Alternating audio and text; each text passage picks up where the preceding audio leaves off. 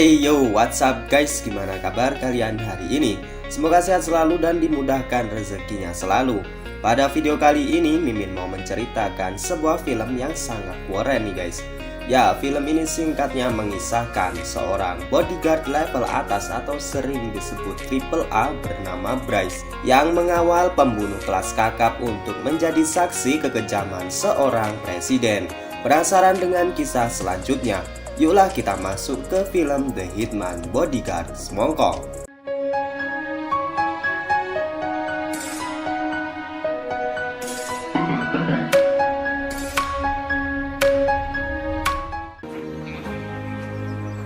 Film dimulai dengan seorang bodyguard VIP yang bekerja mengawal orang-orang penting dan bos kaya raya. Ia bernama Michael Bryce. Di hari itu ia sedang mengawal kliennya yang bernama Takeshi Kurosawa.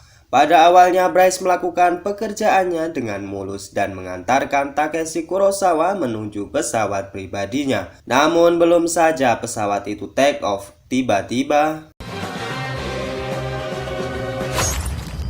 Bryce langsung shock dengan kejadian itu, karena selama ini ia belum pernah satupun gagal dalam mengawal kliennya. Ya, itu semua karena prestasinya selama ini dan gelar kehormatannya sebagai bodyguard paling tinggi, yaitu Triple A. Scene kemudian berlanjut ke 2 tahun kemudian. Bryce yang reputasinya ternodai pada akhirnya sekarang hanya bisa mengawal kliennya sekelas menengah atau kelas ekonomi dan bisnis saja. Di sini kita juga diperlihatkan sosok Bryce yang memang memiliki skill mantan bodyguard paling tinggi, yaitu Triple A, yang dengan mudah menangani ancaman-ancaman orang-orang yang akan membunuh kliennya. Scene kemudian memperlihatkan seorang presiden negara Belarusia yang bernama Dukovich. Ia terkenal sangat kejam dan bengis. Di hari itu ia menemui seorang ilmuwan yang bernama Asimov. Dukovich mengatakan bahwa ia memiliki cukup bukti untuk menyatakan bahwa Asimov telah mengkhianatinya, dan kemudian Dukovich dengan santainya mengendor anak dan istri Asimov saat itu juga. Beberapa lama kemudian, Asimov dibawa ke majelis pengadilan kota Den Haag untuk bersaksi atas kejahatan serta kebengisan Dukovich selama ini. Namun dimanapun berada, hukum adalah hasil dari pikiran dan bukti-bukti yang ada. Alhasil Asimov kalah dalam persidangan tersebut. Sebagai negara yang demokrasi, sebenarnya sudah banyak warga yang ingin bersaksi atas kejahatan yang dilakukan Dukovich.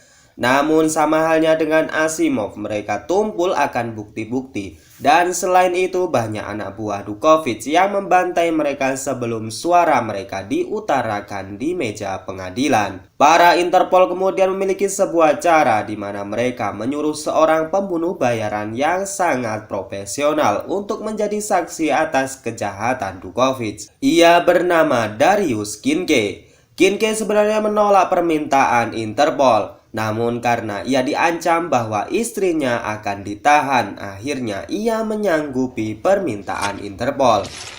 Dalam misi mengawal Kinke menuju majelis pengadilan kriminal internasional, Interpol menugaskan pasukan khusus terlatih dengan senjata lengkap yang dipimpin oleh agen Russell. Namun belum lama mereka menaiki mobil, iring-iringan tersebut diserang oleh para anak buah Dukovich. Singkatnya, semua pasukan khusus mati terbunuh dan menyisakan Kinke dan agen Russell.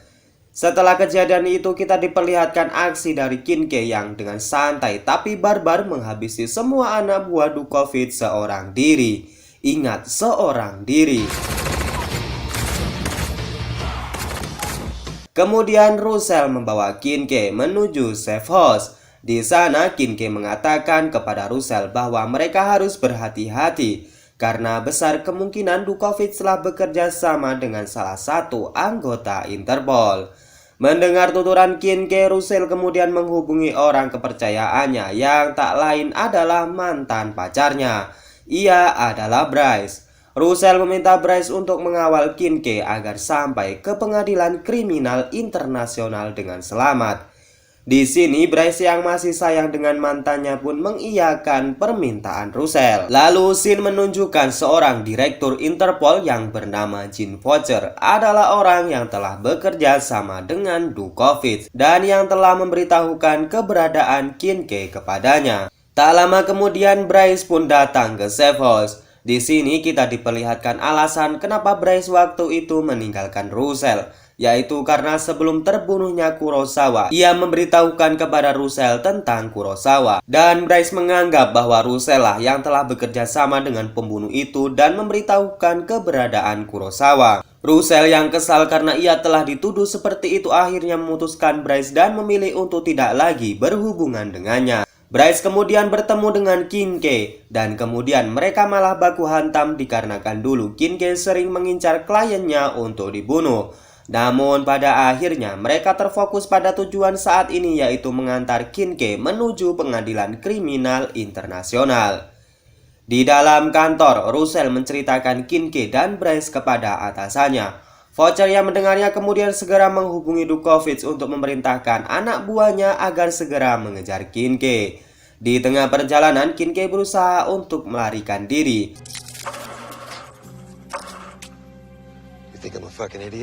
Namun mereka dikejutkan dengan beberapa anak buah Dukovic yang tiba-tiba menembaki mereka. Namun pada akhirnya seorang bodyguard level atas dan pembunuh bayaran level jahanam berhasil membunuh semua cacing-cacing kermi suruhan Dukovic. Namun sayangnya mobil yang mereka tumpangi harus meledak karena tembakan para cacing kermi tersebut.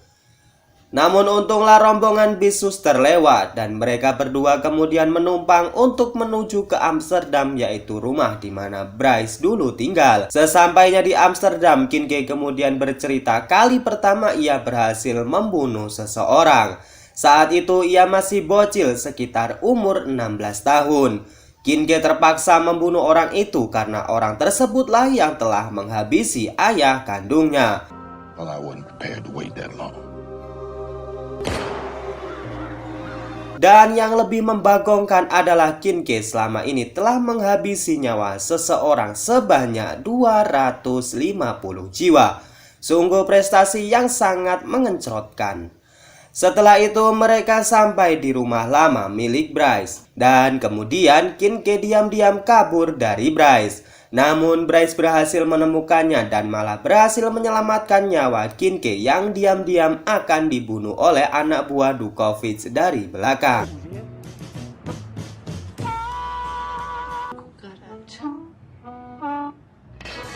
Mereka pun akhirnya bertemu kembali dan di sini Bryce yang bercerita tentang masalah Russell dan Kurosawa. Kincaid pun terbahak-bahak. Dan ternyata orang yang telah membunuh Kurosawa saat itu adalah Kincaid. Ia bercerita bahwa Kurosawa merupakan incaran para pembunuh bayaran karena sikap serakah dan banyak korupsi yang telah ia lakukan. Bryce yang mendengarnya sangat marah dibuatnya dan Kincaid harus menerima bogem mentah dari Bryce. Ia kemudian memutuskan untuk pergi duluan. Namun anak buah Dukovic yang lain tiba-tiba datang dan menyerang Kincaid.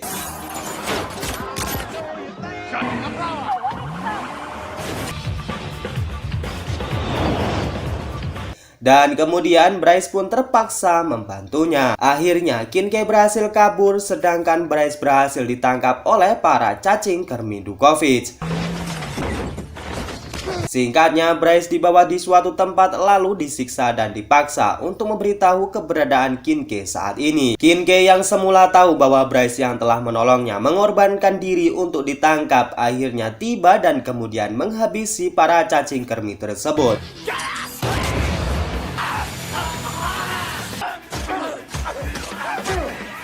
Singkatnya, mereka kemudian melanjutkan perjalanan menuju ke pengadilan internasional Den Haag. Dan di sini Bryce menceritakan kepada Kincaid awal mula ia bertemu dengan Russell.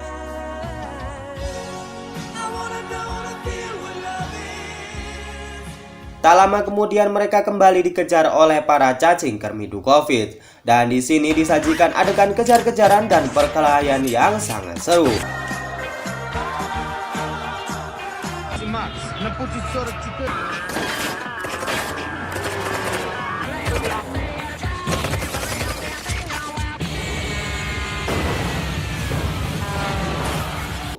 Setelah mereka berhasil menghabisi cacing-cacing kermi tersebut, akhirnya mereka sampai di pengadilan internasional tepat waktu. Your Honor, I present Darius Kincaid. Di sini Kincaid dengan lancar memberikan kesaksiannya kepada pengadil bahwa dirinya dulu pernah disewa oleh Dukovic untuk membunuh saingan politiknya yang sedang diasingkan di Inggris. Namun Kincaid menolaknya karena ia sangat tidak suka melihat Dukovic dan anak buahnya membantai banyak orang di sebuah desa. Kincaid juga memberikan foto-foto bukti kekejaman yang dilakukan oleh Dukovic. Semua orang tercengang dan syok melihat kesaksian Kincaid. Begitu juga dengan Dukovic yang sekarang tidak bisa melakukan apa-apa lagi. Akhirnya merasa dirinya sudah kalah, Dukovic menyuruh anak buahnya untuk menyerang gedung pengadilan dengan sebuah bom yang dimasukkan ke dalam truk kontainer. Pada kejadian ini, Voucher sebagai kambing hitam Dukovic pun merasa takut dan kabur dari gedung pengadilan. Russell yang curiga melihatnya lantas mengikutinya dan terjadilah baku hantam antar mereka. Dan tibalah para anak buah Dukovic yang menyerang pengadilan.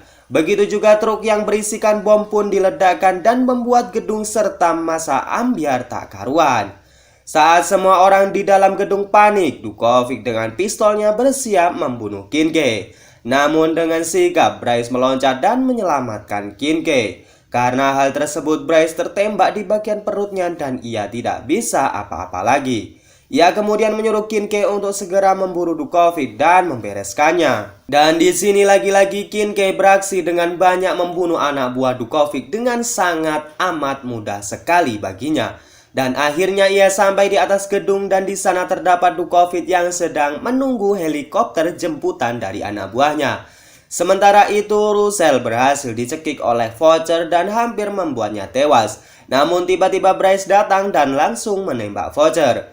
Berlanjut di atas gedung di mana Dukovic melambai-lambaikan tangan kepada anak buahnya, bukti ia berhasil selamat dan segera meminta bantuan. Namun tiba-tiba dari belakang,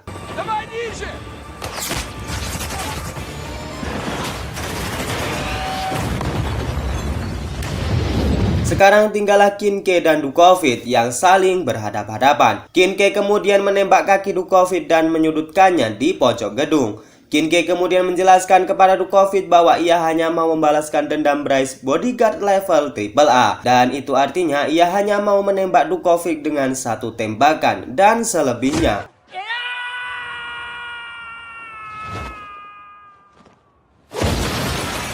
Dan begitulah kematian Dukovic yang sangat mengenaskan, tewas jatuh dari atas gedung pengadilan. Sementara itu Bryce dan Russell terlihat sudah semakin dekat lagi. Dan sekarang Kincaid kembali di penjara meneruskan hukumannya.